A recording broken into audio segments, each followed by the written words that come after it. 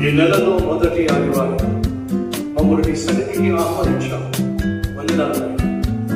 ఎంతటి వాడైనా ఆధ్యాత్మిక జీవితంలో నిర్లక్ష్యంగా జీవిస్తే ఖచ్చితంగా తప్పిపోతాడని, తప్పుడడుగులు వేస్తాడని సొలొమోను జీవితం నిరూపిస్తుంది. హెచ్చరికతో కూడిన సందేశం అందించారు. ప్రారంభం బాగుండొచ్చు, ఆయన ముగింపు బాగుండాలి.